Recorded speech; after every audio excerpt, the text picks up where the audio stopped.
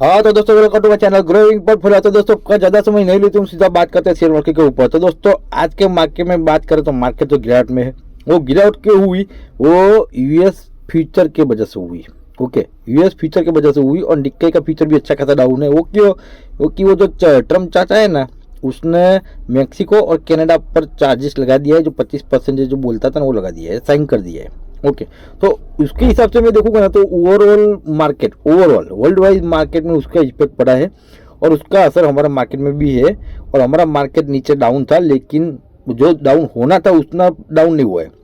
Okay, ये जो down है ना उतने हिसाब से डाउन नहीं हुआ है। डाउन हुआ तो वापिस से रिकवर किया और 23,300 के ऊपर क्लोजिंग भी दिया है। ओके, रिकवर करके, तो वो हमारा मार्केट के लिए अच्छी बात है। ओके, तो अभी यूएस के फ्यूचर में गिरावट है तो कल के दिन भी हमारा मार्केट शायद प्रेशर में रह सकता है, वो कंफर्म है। ओके, तो निफ्टी की बात करें तो दोस्तों निफ्टी ने 23,300 के ऊपर क्लोजिंग दिया है, अच्छी बात है। अच्छी खासी गिरावट हो गई थी, 300 के नीचे चला गया था। ओके, यहाँ पर सपोर्ट के नीचे चला गया था, लेकिन क्लोजिंग के टाइम ऊपर क्लोजिंग दिया है तो अच्छी बात है।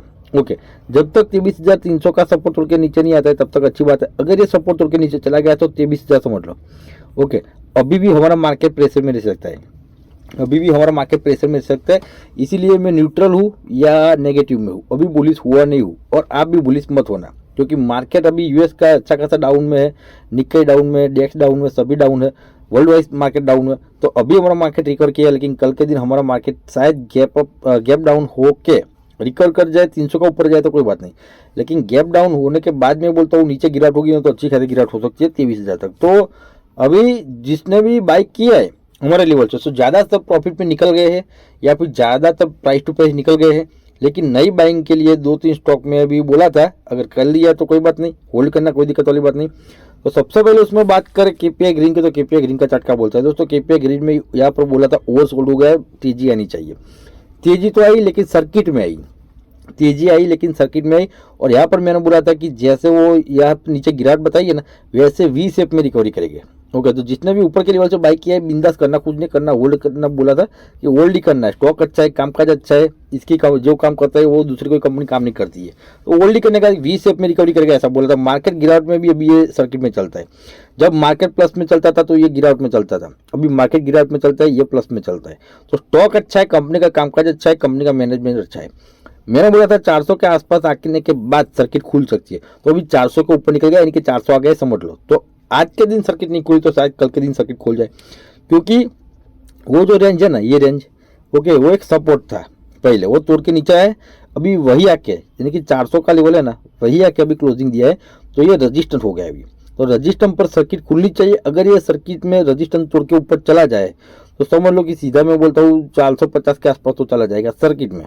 ओके, तो जिसने भी नीचे के प्राइस से बाई किया है बोला था कि ओवरसोल्ड हो गए, बिंदास बाई कर सकते हो 30-40% और लॉन्ग टाइम के हिसाब से भी 40-50% बाई कर सकते हो बिंदास। अभी भी मैं बोलता हूँ होल्ड करना। ओके, सर्किट खुलने के बाद थोड़ी गिरावट हो जाए ना तो भी मैं बोलता हूँ शेयर मत करना, इसको जाने दो, लॉन्ग टाइम के हिसाब से 2-3 साल के लिए जाने दो। स्विंग ट्रेडिंग के लिए आपको प्रॉफिट बुक करना है तो आप कर सकते हो, नहीं करना है तो लॉन्ग टाइम के हिसाब से छोड़ दो। बाकी यहाँ पर नीचे बाइंग हो गया था ओवरसोल्ड के जोन में, बिंदास होल्ड करिए। उसके बाद बात करें हम वीबीएल की, तो वीबीएल का चार्ट क्या बोलता है दोस्तों। वीबीएल में भी यहाँ पर 2 बार 520 का उसका सपोर्ट बना के बेस बना के एक बार तो ऊपर निकला था और दूसरी बार ऊपर निकला है, तो अच्छा खासा ऊपर निकल गया है। ओके, और शायद एक सब्सक्राइबर ने मेरे को कमेंट किया था कि उसका एक टारगेट आया 650 के आसपास का। ओके, तो शायद टारगेट आया तो 650 के आसपास, आज नहीं तो कल जाएगा, लेकिन मेरे हिसाब से 600 तो बता सकता है इन शॉर्ट टाइम।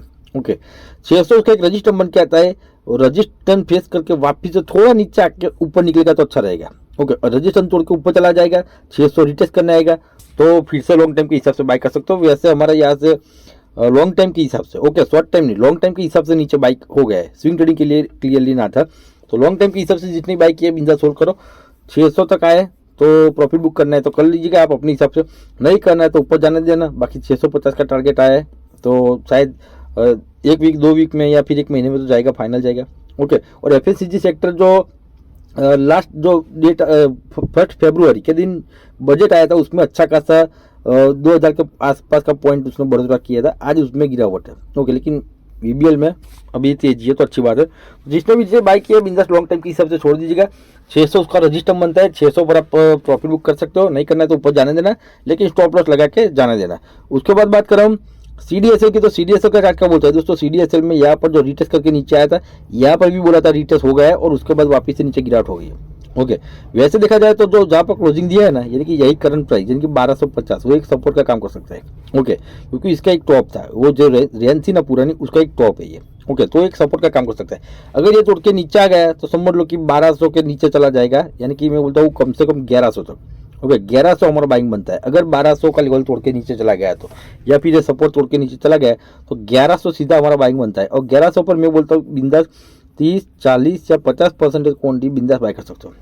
ओके दोस्तों, वीडियो पर नए हो तो प्लीज़ वीडियो को लाइक कर दीजिएगा, चैनल को सब्सक्राइब कर दीजिएगा, वीडियो को शेयर कर दीजिएगा। और मैं सोच रहा हूँ कि अभी क्या है कि सेबी का थोड़ा रूल है कि लाइव प्राइस पर आप वीडियो नहीं बना सकते, तो सोच रहा हूँ कि अभी अच्छे स्टॉक पकड़ के मैं उसका एनालिसिस करूँ लॉन्ग टाइम शॉर्ट टाइम के हिसाब से, कंपनी का फंडामेंटल एनालिसिस करूँ कि लॉन्ग टाइम के हिसाब से कैसी है। ऐसा थोड़ा दिन वीडियो आएगा, उसके बाद सोचेंगे कि चार्ट एनालिसिस करना है कि नहीं करना है। ओके, तो अभी ये सपोर्ट पे घूमता है, ऐसा समझो यहाँ से ऊपर चला जाए तो कोई बात नहीं, ऊपर भी एक रेजिस्टेंस है वो तोड़ के ऊपर चला जाए तो कोई बात नहीं, ये गैप फिलिंग करने कभी ना कभी आना पड़ेगा। ओके, गैप फिलिंग करना कभी ना कभी आना पड़ेगा। तो अभी 1100 हमारा बाइंग लेवल समझो, 1100 के आसपास आए तो बिंदास 30, 40, 50% लॉन्ग टाइम शॉर्ट टाइम और स्विंग ट्रेडिंग के लिए बिंदास बाय करके चल सकते हो। ओके, उसके बाद बात करूँ इरिडा की, तो इरिडा का चार्ट क्या बोलता है दोस्तों, इरिडा में 210 उसका जो एक रजिस्टेंस है ना, वो रजिस्टेंस फेस करके वापिस से नीचे आ रहा है बार बार। ओके, और 200 का जो सपोर्ट है वो तोड़ के बार बार नीचे आ रहा है। तो अभी वापिस से 200 का सपोर्ट तोड़ के नीचे आ गया है, तो 180 के आसपास जो हमारा बाइंग बनता है। ओके, वो भी 30 या 40% क्वांटिटी, और वो भी लॉन्ग टाइम शॉर्ट टाइम और स्विंग ट्रेडिंग के लिए। ओके, उसके बाद 180 तोड़ के नीचे चला जाए और सस्टेन करेगा, यानी कि क्लोजिंग देगा 180 के नीचे, 170 के नीचे, तो 150 का लेवल बता सकता है फाइनल। ओके, तो 150 पर एवरेज करने की तैयारी हो तो ही ये करंट लेवल यानी कि 180 के ऊपर बाइक करना, वरना उसको छोड़ देना। ओके, लॉन्ग टाइम के हिसाब से जितने बाइक किया है बिंदास छोड़ देना, कोई बात नहीं। ये जो डिफेंस स्टॉक है, रेलवे सेक्टर है और ग्रीन एनर्जी स्टॉक है, ओके, उसके स्टॉक में जो बजट आया ना उसके बाद तो अच्छी खासी गिरावट बता रहा है, लेकिन ये गिरावट शॉर्ट टाइम के लिए, short time. Okay, short time यानी कि अभी तो हमारा मार्केट प्रेशर में था, अभी पूरा वर्ल्ड का मार्केट नेगेटिव में, तो उसके हिसाब से ये हमारा मार्केट गिरता है। बाकी मैं बोलता हूँ 1-2 दिन की गिरावट के बाद ये सभी सेक्टर के स्टॉक है ना वो रिकवर कर देंगे फाइनल। ओके, तो अभी इसमें 180 के पर बाय कर सकते हो, कोई दिक्कत वाली बात नहीं। 180 से 20, 25, 30 पॉइंट मिला, स्विंग ट्रेडिंग के लिए प्रॉफिट बुक कर निकल जाना, और लॉन्ग टाइम के हिसाब से बाय करना है तो छोड़ देना 1-2 साल के लिए, अच्छा खासा बेनिफिट मिलेगा।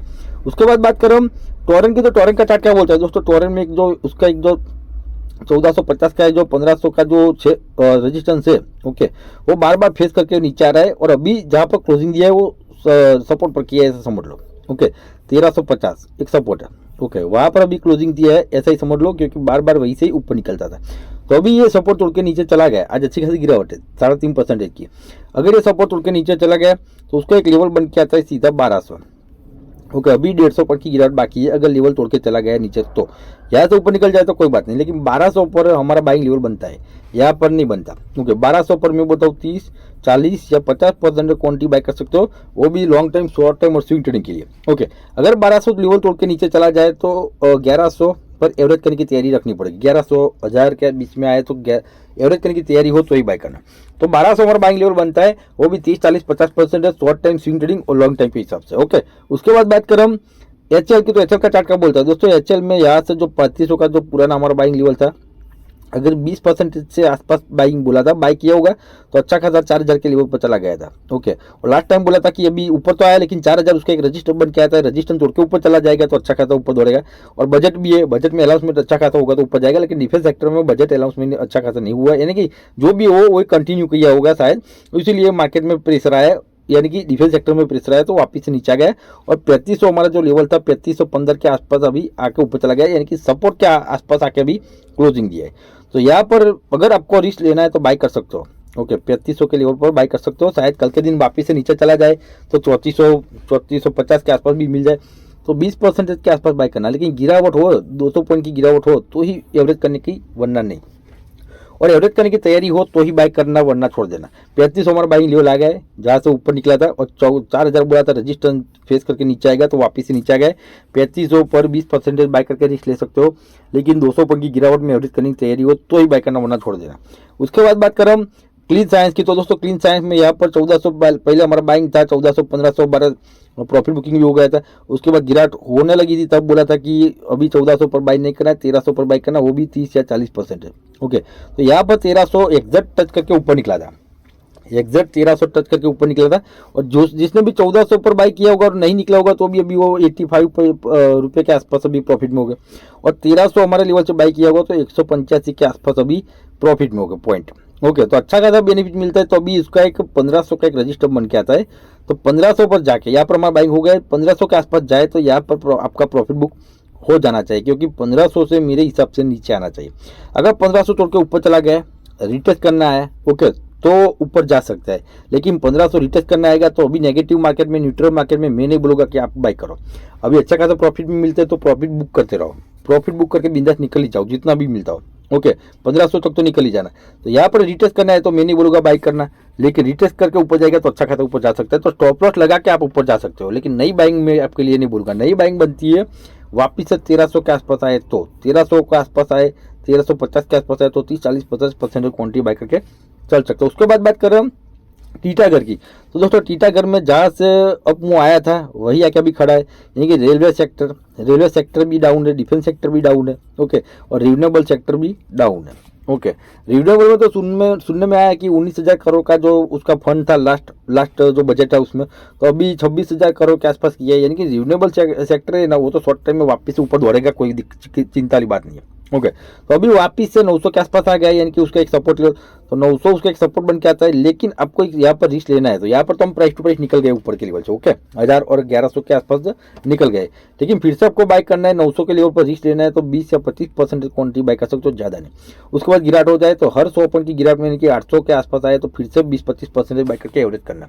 लेकिन एवरेज करने की तैयारी हो तो ही बाई करना, और 900 का एक सपोर्ट बनता है, 900 सपोर्ट से ऊपर निकल जाएगा कोई बात नहीं, तो 20-25% बाई करके रिस्क ले सकते हो। लेकिन गिरावट में एवरेज करनी है तो ही बाई करना, वरना इसको छोड़ देना।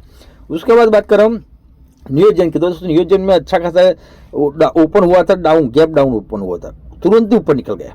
ओके, तो अभी इसमें लास्ट टाइम जो 1000 के नीचे चला गया था, ओके, उस टाइम हमने बाइंग का नहीं बोला था, लेकिन फिर से इसमें बोलता हूँ कि 1000 के आसपास उसका एक स्ट्रॉन्ग सपोर्ट बन के आता है। 1000 के ऊपर नीचे यहाँ पर घूमता था, उसके बाद मुंह लगाया था ऊपर, यहाँ पर भी और यहाँ पर भी। ओके, यहाँ पर भी मुंह लगाया है 1000 के आसपास नीचे जाके। तो अभी 1000 के आसपास फिर से आया, तो इसमें मैं बोलता हूँ आपको 30 या 40% क्वांटिटी बाय कर सकते हो, क्योंकि इसमें FIDI होल्डिंग अच्छा खासा है और प्रोमोटर का होल्डिंग भी अच्छा खासा है। ओके, तो इसमें 30-40% 1000 के लेवल पर बिंदास बाय करके चल सकते हो। लेकिन गिरावट हो जाए, यहाँ से गिरावट हो जाए तो सीधा मैं बोलता हूँ सपोर्ट बन के आता है, टेम्पररी सपोर्ट बन के आता है 800 का, और स्ट्रॉन्ग सपोर्ट बन के आता है 750 का। ओके, 1000 के बाद गिरावट हो जाए तो 800-900 के बीच में तो एवरेज करना, उसके बाद 750 तो एवरेज करना। लेकिन इतनी गिरावट शायद इसमें नहीं होगी, ज़्यादा से ज़्यादा होगी तो 900 के आसपास होगी, उससे ज़्यादा नहीं होगी। ओके, तो 1000 पर 30-40% क्वांटिटी बाय कर सकते हो लॉन्ग टाइम और शॉर्ट टाइम के लिए, और स्विंग ट्रेडिंग के लिए भी बाय कर सकते हो। लेकिन गिरावट में एवरेज करनी हो तो ही बाय करना, इसको वरना इसको छोड़ देना। उसके बाद बात करें हम कोचिंग की, तो कोचिंग का चार्ट क्या बोलता है दोस्तों, कोचिंग में वापस से 1400 हमारा पुराना लेवल आ गया है, 1400-1500 बाइंग तो हमारे बाइंग सेलिंग तो हो गया, वापस से 1400 हमारा है। तो यहाँ पर आप बिंदास में बोलते हो बाइक कर सकते हो, कितना परसेंट, तो 25 या 30% क्वांटिटी। ओके, 25-30% क्वांटिटी 1400 के लेवल बिंदास बाय करके चल सकते हो। लेकिन 1500 के आसपास जाए तो प्रॉफिट बुक करके निकल जाना, दोनों लेवल आपको दे दिया है। तो अभी फिर से मैं बोलता हूँ 1400 लेवल आ गए, 25-30% बाइक बनता है। लेकिन गिरावट में 1300 पर एवरेज करने की तैयारी रखनी पड़ेगी। अगर गिरावट हो जाए 1300 तक आ जाए तो 1300 पर फिर से 25-30% क्वांटिटी बाइक करनी है तो ही बाइक करना, वरना उसको जाने देना। ओके, अभी उसकी रेंज में ही है। ओके, रेंज में ही, यानी कि रेंज तोड़ के नीचे नहीं जा रहा है, ऊपर नहीं जा रहा है, तो रेंज में नीचे की प्राइस आ गई है। उसके नीचे की प्राइस है 1300, तो 1300 पर एवरेज करने के लिए इसीलिए बोला था।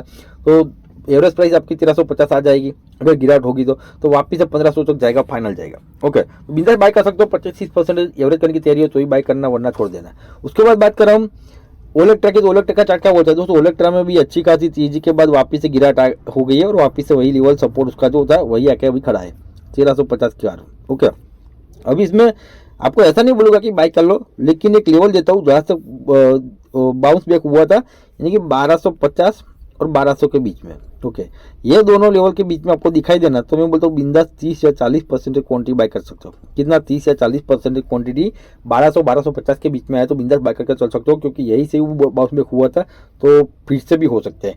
और उसके बाद गिरावट हो जाए, समझ लो कि ये गिरावट हो जाए सपोर्ट तोड़ के, तो 1000 पर सीधा मैं बोलता हूँ 30-40% बाइक करना, उसके बाद एवरेज करना। ओके, तो 1200-1250 के बीच में तो ही बाइक बनता है। गिराट में एवरेज करने की तैयारी हो तो बाइक करना, वरना इसको छोड़ देना। ओके, बस दोस्तों इस वीडियो में इतना ही। वीडियो अच्छा लगे तो वीडियो को लाइक कर दीजिएगा, चैनल को सब्सक्राइब कर दीजिएगा और वीडियो को शेयर कर दीजिएगा। जय हिंद, जय भारत।